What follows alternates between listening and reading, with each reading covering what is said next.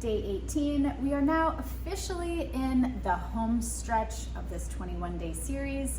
So if you're ready, let's go. Welcome back to my YouTube channel. My name is Sarah K. Huffman, aka A Gutsy Girl, and I am here today to go through with you yet another lesson and story from my book, A Gutsy Girl's Bible, a 21-day approach to healing the gut.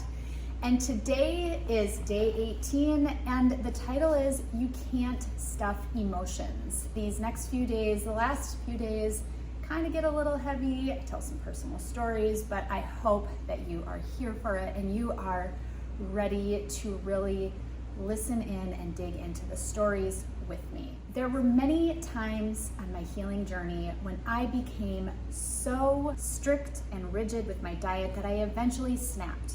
After weeks of trying to restrict and control every morsel that entered my mouth, I would snap and end up eating a whole cake or an entire tub of ice cream. Literally, I'm not even exaggerating.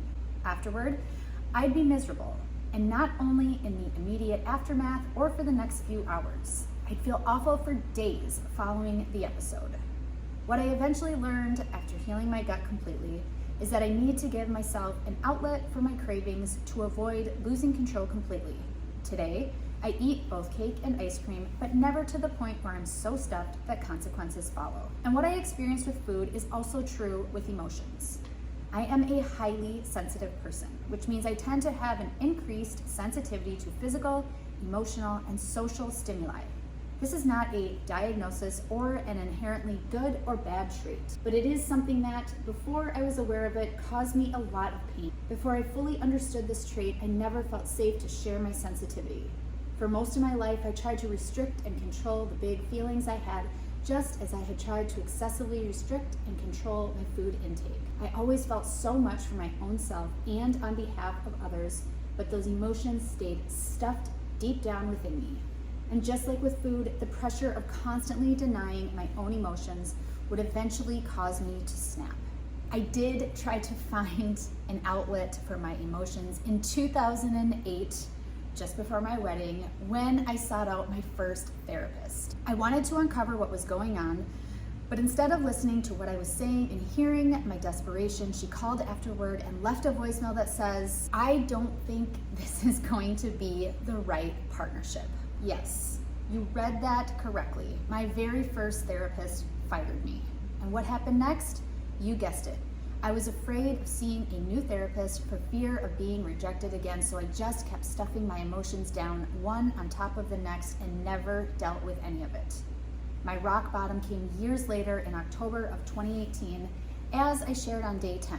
At the time, I was also dealing with my dad's stage 4 colon cancer diagnosis and a rush back move to Minnesota, as well as my own illness. I finally reached the end of my emotional rope.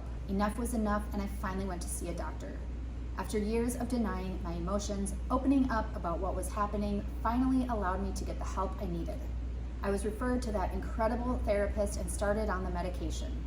After years of stuffing my emotions down and arriving at dead ends when trying to unpack it all, I finally saw light at the end of the tunnel.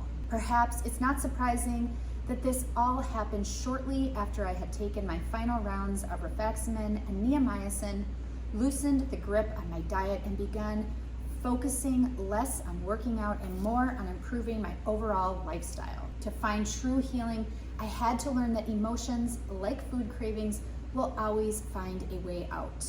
You can choose to stuff them down deeper and deeper until one day you snap and lose control completely, or you can find a safe release valve for them. For me, in this regard, therapy was priceless. Okay, come back, here we are. That is the end of day 18. And what I want you to do today, something that is taken directly from the book, is to journal.